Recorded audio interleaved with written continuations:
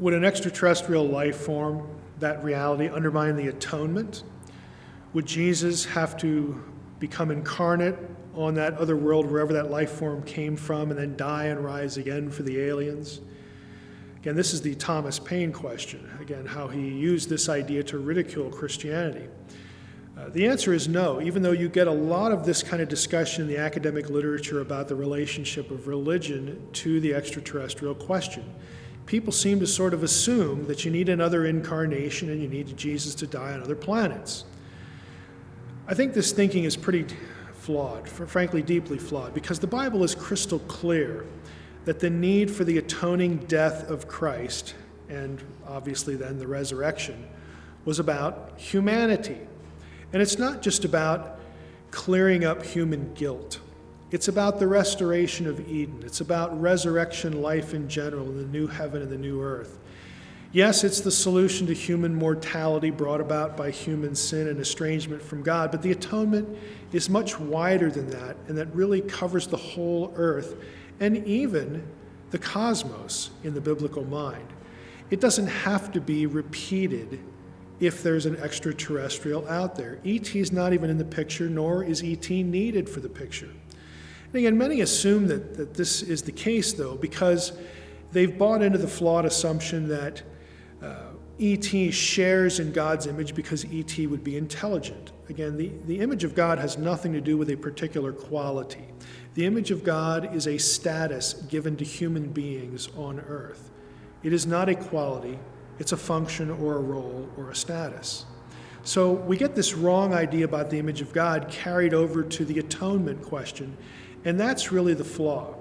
The Bible's very clear that only humans who are spiritually guilty before God and in need of salvation, need the atonement. The rest of creation gets sort of cursed as a result of that, cursed incidentally by the fall, and suffers secondarily. But the atonement itself is really aimed at the result of something that happened in Eden with human beings.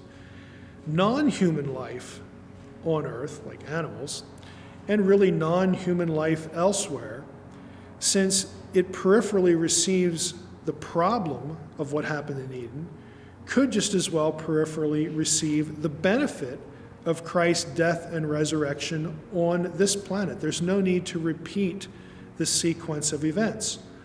Humans need to respond in faith to the gospel, to the atonement message, to what happened on the cross.